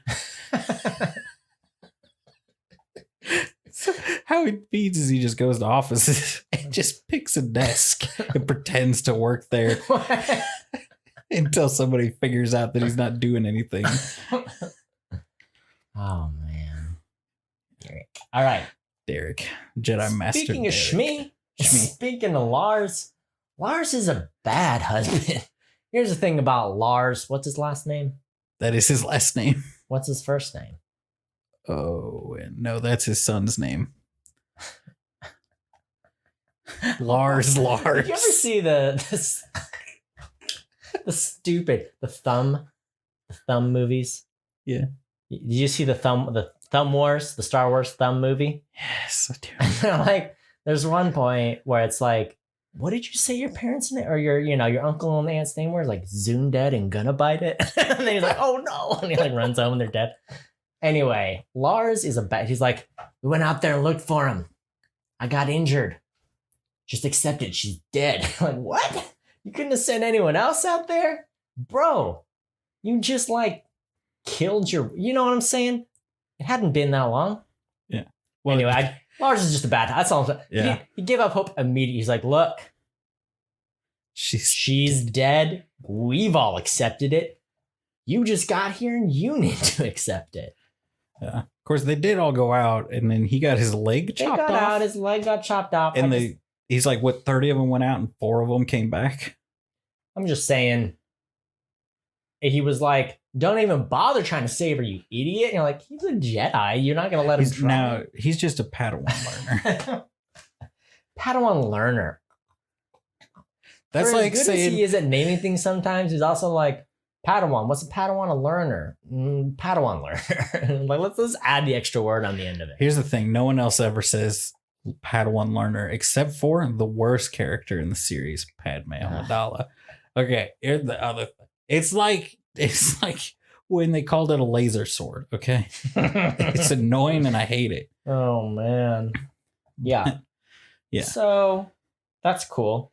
But wait here, okay. It'd be like if you, like a resident, you know, you're at the doctor's office, you're at the hospital, and a resident comes in, and he's like, oh, I'm Dr. Derek. And another doctor, like, no, not a doctor, like a janitor pokes his head, and he's like, actually, he's just a resident. He's not really a doctor yet. You would kill that janitor. Oh, yeah. Yeah, I mean, I get what you're saying. I can't betray my Natalie. All right. She betrayed you, Cody. You need to accept it. Speaking of people who betrayed me, my wife was watching this movie. And she was like, we were chatting amongst one of the scenes. She was like, I would be a Sith. I was talking about the Sith and the Jedi and what's wrong. And it's true. She's a Slytherin. She's a Sith. She's a, what's another one? Nazi came into my head, but I can't say that. You can't say that. She's all for the bad guys, basically. She's like, this is rad. I like the way they assume power. Like, anyway, that's the difference between she and I. Did you ever play the old? Did you ever play the old Star Wars RPGs? Any of them where you could choose to be a Jedi or a Sith? No, not really. I always start out like, I'm gonna do it this time. I'm gonna be a Sith, and then KOTOR especially is like, all right, here's your first big Sith Jedi decision. Murder the children. And you're like, I can't do it. And then I'm like, this is my Sith playthrough. 20 hours later, I am maxed out on good guy points. And I'm like, dang it, I can't be a bad guy. I can't do it. Yeah. The only way I've done it is me and 3 other friends played the game together. And anytime somebody came to it, we were like, kill him, kill that person, murder them, kill their face. And they're like, I can't kill this person. Be like, do it, kill him, blow up the planet. We don't care. You needed the Palpatine to really sell it to you. Yeah. Yeah. All right. I get you. I mean, that's how it works. There's one thing we learned. That's how this works. Yeah. C-3PO does not need to be in this movie. Please, no. All the C-3PO antics in the third act, I'm just like, it's the Jar Jar thing. We don't need the antics. But the Die Jedi dogs, that's a good line. That's an iconic scene. Right, I guess. I don't need him to be like, oh my, going through this whole thing. Be like, it's like we're trying to have a cool space battle. And they're like, you know what? Put Alfred, the butler, down there too. Have him do some stuff. You're like, there's a war happening. Let's do war stuff. But I would argue C-3PO nails what Jar Jar was supposed to be in the first one, which is George Lucas being like, you know what? C-3PO is dumb. Let's kill him. Let's get rid of him. He's not there. Jar Jar's the new C-3PO. And then everyone hated Jar Jar. And he's like, all right, I have the solution. C-3PO and R2-D2 are the solution. Yeah. I mean, there's just, you can have, is too much. Yeah. Too much C-3PO. Far too much. I thought it was funny when I was a kid, so I have a certain affinity for it. Yeah.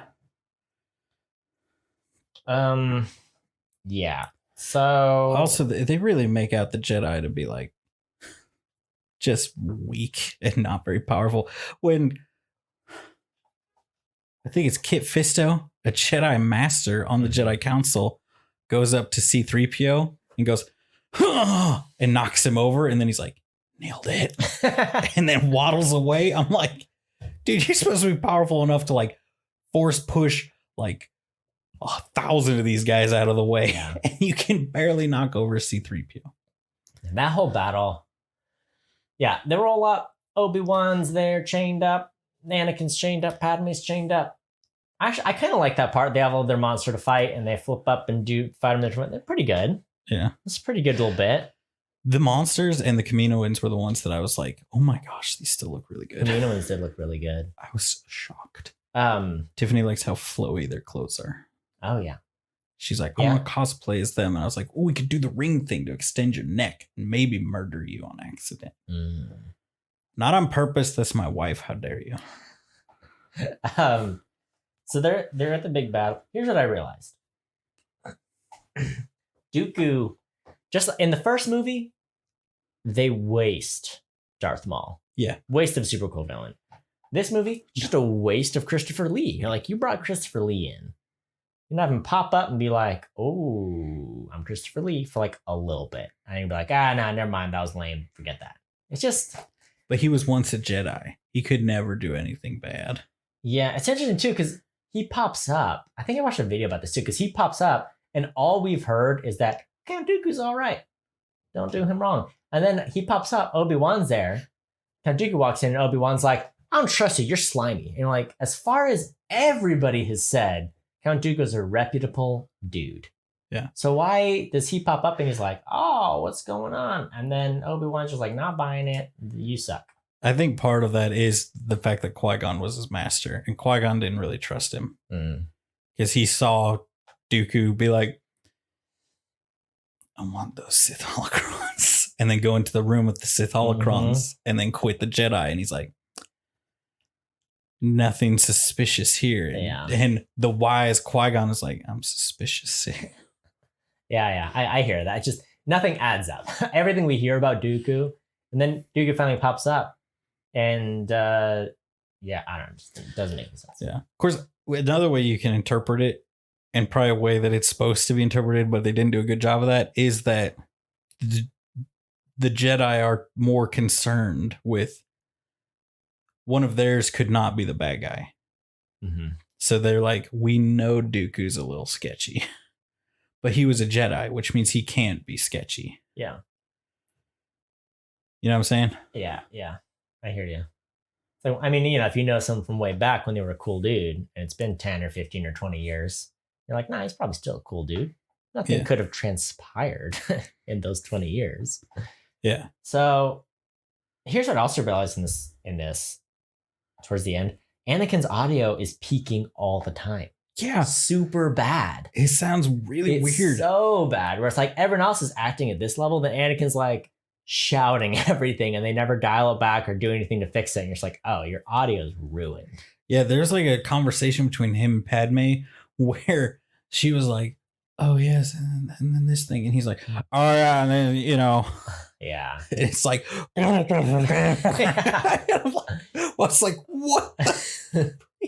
Like it blew it out. It sounded blown out. That's what I don't get too, because as far as I know, this is Hayden Christensen's first movie. Yeah. I mean, I guess Star Wars has always done that, right? Like Harrison Ford was relatively undiscovered when the first Star Wars came out. Same with Mark Hamill, and same with like John Boyega and who plays Daisy Ridley. It just seems like you really should have picked one of those other like 4 great actors we named that had some experience already, or it's like you would have gotten a way better end product. Yeah. George Lucas is too worried about the effects to dial back Hayden. Yeah. So, so Padme has to run in the soft sand and she looks so bad. I have full confidence in Natalie Portman's ability to run.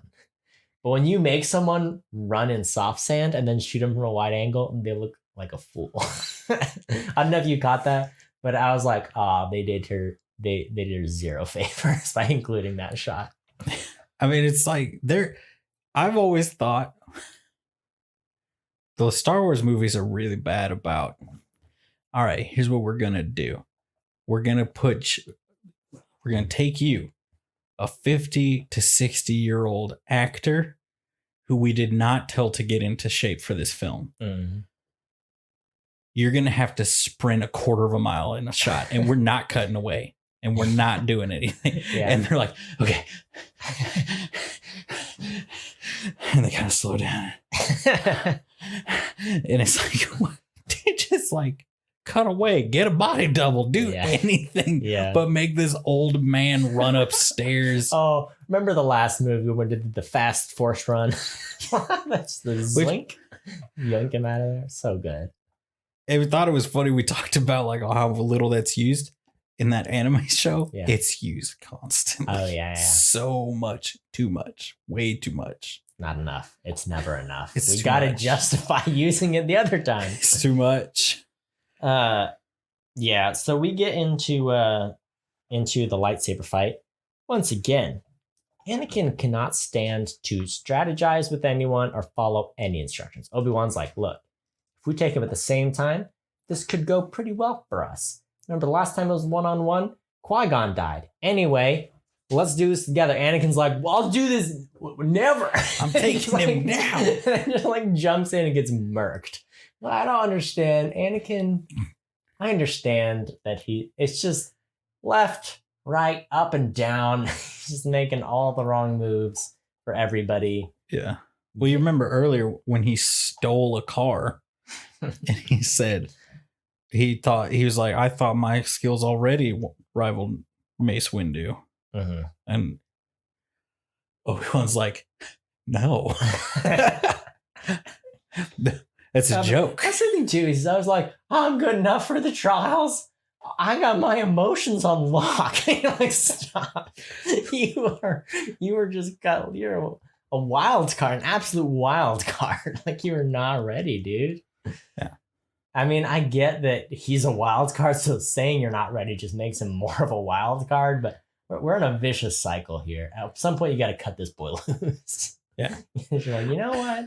Let's go. So you're saying like Obi-Wan's just tearing him down all the time, but now you see why, Cody. By the end of this part, you see why. What I'm saying is you got to give him a little credit. You got to give him a little something built his make him be like, oh no, these people do trust me. Because instead you're just pulling back that trust.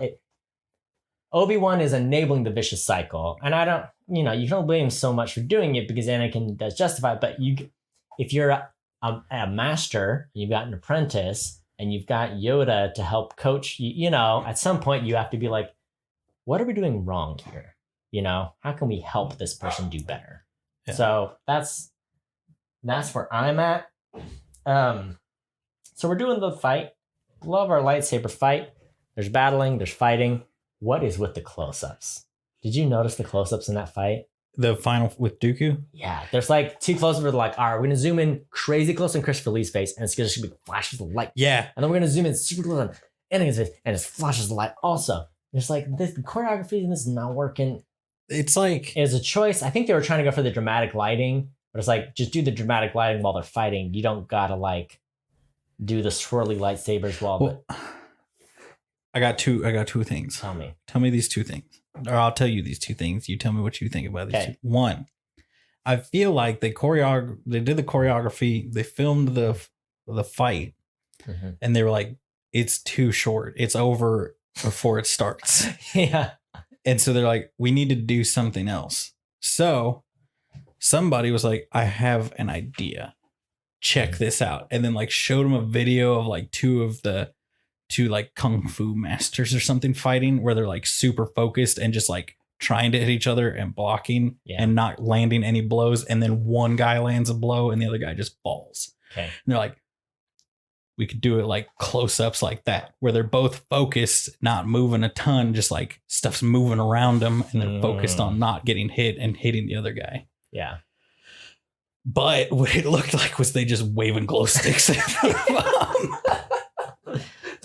So I'm thinking they had a cool concept for it, and they did not execute. It's a bummer because like the lightsaber fight in the first one, like fairly lengthy, and this one was like pretty quick, pretty much in and out. You're like, I wanted this to be the really cool climax of the movie, and instead, Anakin's like, "Whoops, I messed up our plan," and we all got beat relatively quickly. Yeah, which I think part of that's got to be because of Yoda's part of the fight, because that must have cost a ton to animate Yoda. Flipping and whirling. Yeah. I get that. But yeah, watching Obi-Wan, like it would have been cooler if there was more of like a tag team kind of thing where it's like one of them gets lightninged into the wall and then the other one comes up and fights and then the other one gets like swatted aside and they're like helping each other, but they just can't coordinate enough. That would have been cooler. But instead we got Yoda flipping about. Loved it. Which I realized is over so quickly. I think I was looking at my phone the entire time. Yeah. Trying to look up like a fact about the movie. Right. I don't know. It's fine. I was going to say, I don't know. I think my problem with the movie, just like the story arc isn't there. There's 3 main storylines kind of happening all at once. Like, oh, senator seizing power, becoming Grand Supreme Chancellor, Emperor, whatever. Supreme Chancellor is what he becomes or something. He's already Supreme. They voted him emergency powers. Yeah, he just gets extra powers. Basically, it's Caesar's. Kenobi trying to figure out, but that had already happened. Kenobi just kind of was like, oh, army? All right, army.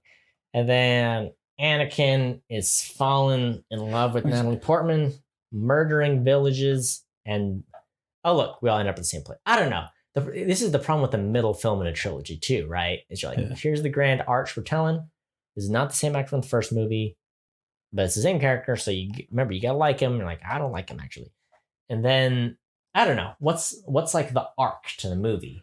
Just kind of like things are happening and our characters are there. Is kind of my problem. Like Anakin's arc is like, no one gives me any credit. No one listens. Obi-Wan's not listening to me. The council's not letting me do what I want. I want to make out with you. He does. And still no one's giving him credit because he has earned no credit. Yeah. So it feels like there's no progress for anybody. It just events are happening. There's not or the character development or anything. But the whole point is to show character development of him falling to the dark side. I guess that all just kind of takes place in the next movie, I guess. Yeah. This is just kind of, it's like him repeating over and over again. No one listens to me. Like, well, you don't, because you don't listen to anyone. It just seems like he reiterates his point several times. He shows how he's not good at doing those things. Well, you remember Yoda said, first movie is fear. Yeah. He's afraid in the first one. And then he's angry in the second one. Whatever. And then he hates in the next one. All right. He suffers. Yeah. Suffering. Or whatever. Yeah. I don't know. I didn't like the movie. Which I do know, actually, that is how it's supposed to be. Yeah. Little Anakin's afraid. Teenage Anakin's angry. 20-something Anakin is hateful. Doesn't he bone out his frustrations and then get better? No, it gets worse. But why? Because he's not following the rules. Yeah, he hates. But that's what it's supposed to be. That I sympathize with George Lucas a lot because I run into this when I run in like a D&D game I've made where it's like I've made all this cool stuff that I think's awesome and I try to dump it on people. The difference is I learned the lesson in like a year and a half that make all that stuff and then tell the people that are doing your stuff the top 1% of it. Yeah. And then if they choose to dive deeper, it's there. But you don't dump it on them. That was what was interesting about the original trilogy too, is it's like, oh, what does a Jedi do? Like, oh, there's just Obi-Wan, there's Yoda, that's like it. And so you're gathering elements of it. And the Force is so mystical. And in this one, they're like, okay, here's the backstory. The blood, the midichlorians, the bureaucracy, the council. And you're like, this kind of makes it worse. Yeah. Which like you can have, I think you can do stuff like have the Republic and everything and have the politics. Because the politics does achieve its goal of making people frustrated with the Senate. And like, whenever they're like, well, we have to go to the Senate. And you immediately are like, well, that's freaking useless. They're not going to do anything. Because they never do anything. It's a bummer that you don't see the benefits of it too. Because all you see is like, oh, this absolutely sucks. Like, I wish of the 3 storylines, the political line, Obi-Wan investigating, and the love story, I wish they just cut out one. I think if they cut out one, it could have been the same length movie and they could have done justice to the other 2. Yeah. But instead, it's just, there's so much. I feel like they could have intertwined the love story with the detective more, where it's like have them both being detective stuff instead of them doing nothing at like a lakeside resort that Padme has lured Anakin to. Yeah. Well, the first one too is not, they're all kind of traveling together through stuff. Yeah. Some exceptions. Not that the first one's a great movie either, but everyone's there. Does that make it better? Would that have made this better? I don't know. I think being able Why to did cut they- between storylines they love helps each with other? some of Why? the Force wants There's no it to good happen. reason. Force wants it. The Force wills it. He Jedi mind Force? tricked her weak mind. She Jedi mind tricked his weak mind. My point is, she seduced him. She's a sexual predator, and we all know it. She admits to having loved him before they came back together, which makes her, that's right, a pedophile. You're ignoring the space-time age of consent laws. That's what you don't get. Time works differently when you're that far apart. Yeah. So, I don't know. It's like, are the Star Wars movie better if we don't watch the prequels? No, I don't. Here's the thing. Would we have been better off with the original trilogy? This is a bold statement that I'm about to make. Make it. All the Star Wars movies are pretty close in quality, and the quality of their writing. Star Wars movies, none of them are good. Not even the original 3. They're all very poorly written. They're all dumb. They're all movies about space wizards. Okay? But the world is cool and so different from any other world. Like the fact that the closest thing it gets compared to is Star Trek, which is a very like grounded in reality so different thing. It's like Star Wars is dumb, but it's like awesome. comparing. It's like if I were to compare Harry Potter and Pride and Prejudice, like they're both British. Yeah, that is true, but they are entirely different. I don't know. I'm curious to read. It's been so long since I revisited the original trilogy. I did see most of Empire Strikes Back relatively recently. So I'm curious. Yeah. I'm curious how it's going to go. Because, I mean, like, thing is, Darth Vader is the only good part of the series. And he's consistently good. Mm-hmm. Like, when you see flashes of Darth Vader in Hayden Christensen's in Anakin, that's when it's the best. Mm. When you see Darth Vader, he's awesome. And he's scary. When he's alluded to in the sequel trilogy, the best. Mm. Everything else is dumb. James and Earl weird. Jones just, yeah.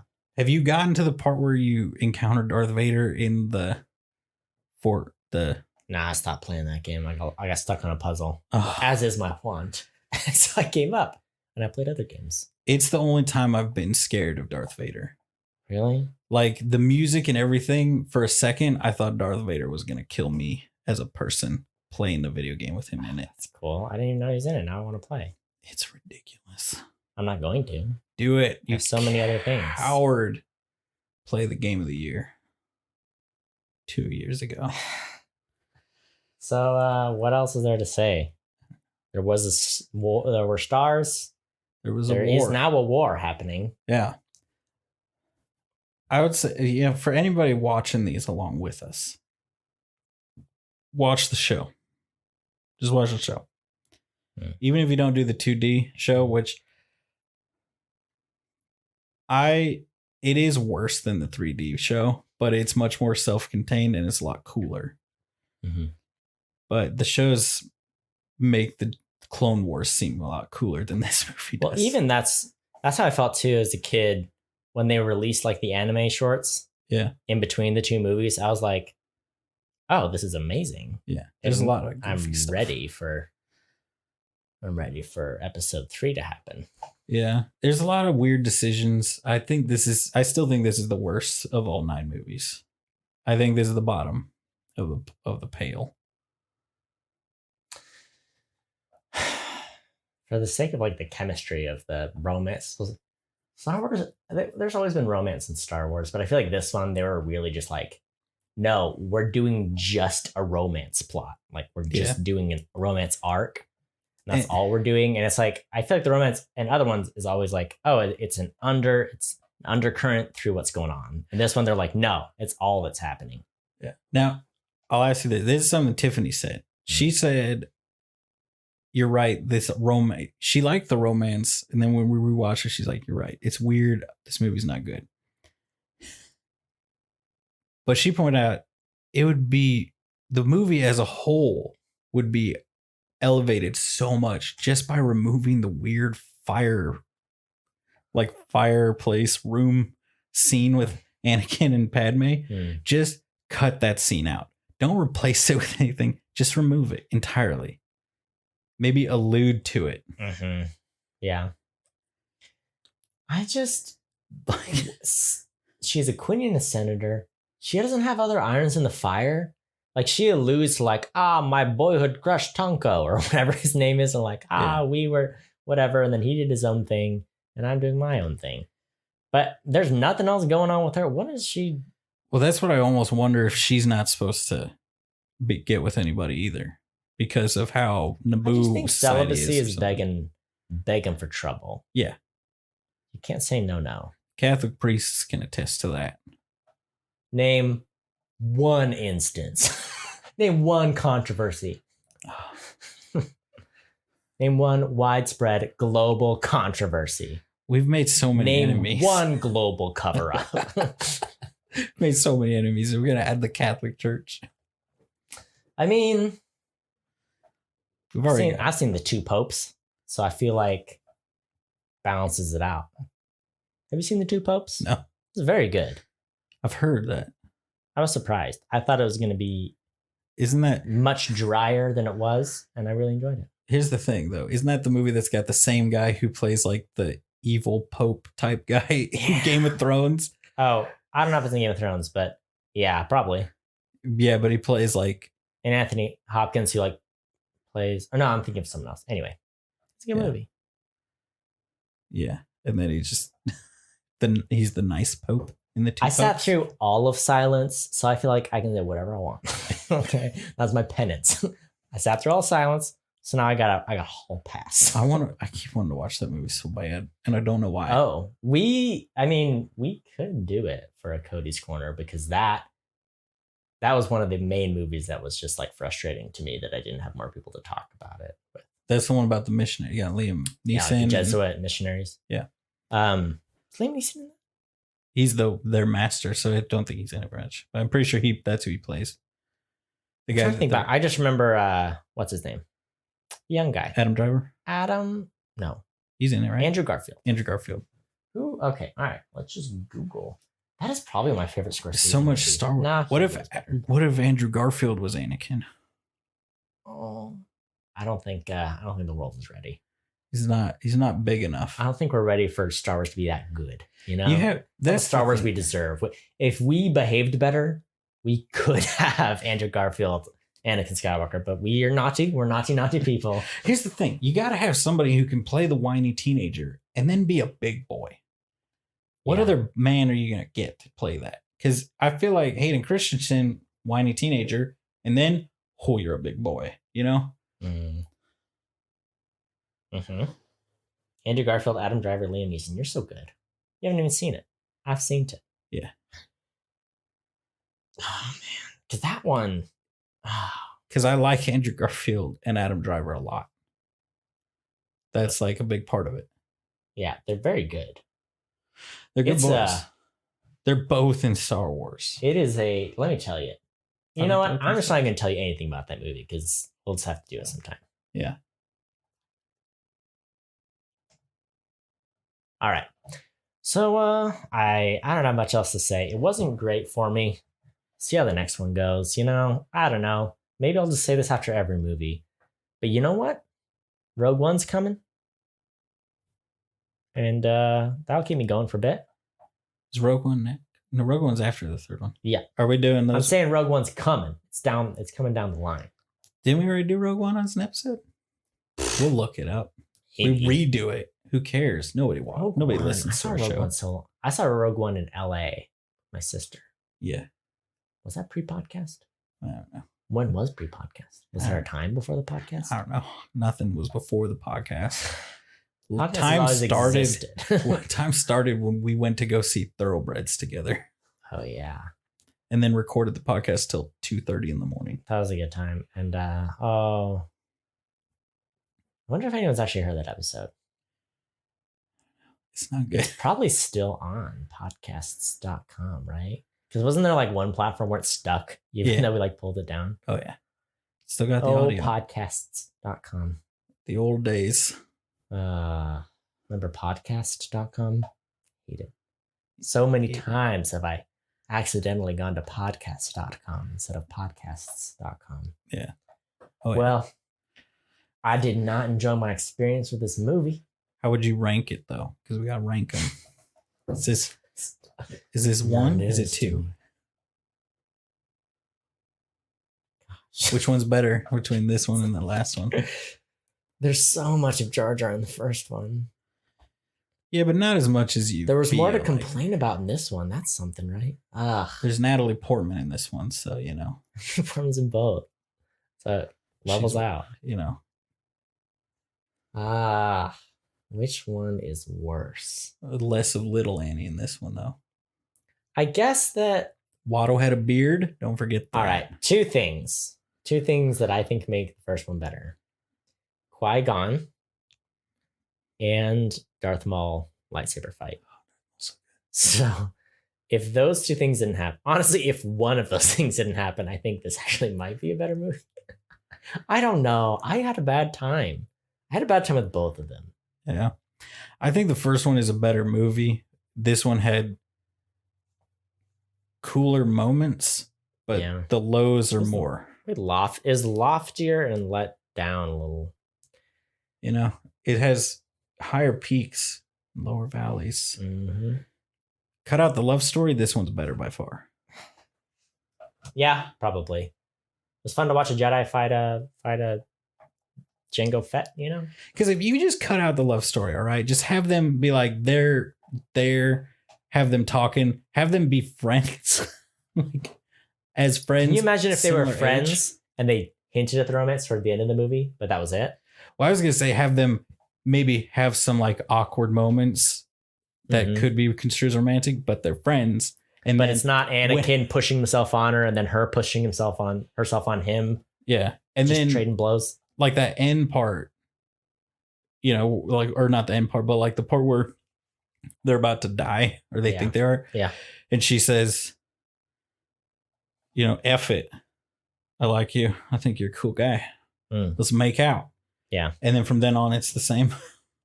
How much better that would be. Be a lot better. It'd be a lot better. It was so hard to.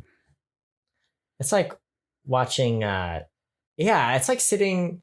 Have you ever been to like a bar and watching like two drunk people flirt?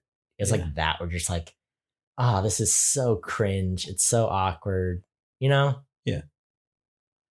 Not even drunk people. Just like, you ever been to BYU? I know. Yes. It's just like watching people flirt where they're like, we're being coy. Like, nah, you guys are gross. Just go somewhere.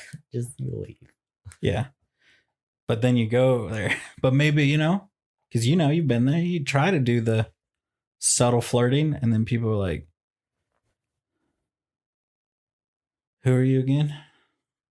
And it's like, you got none of the subtleness of this flirt, right? Mm-hmm.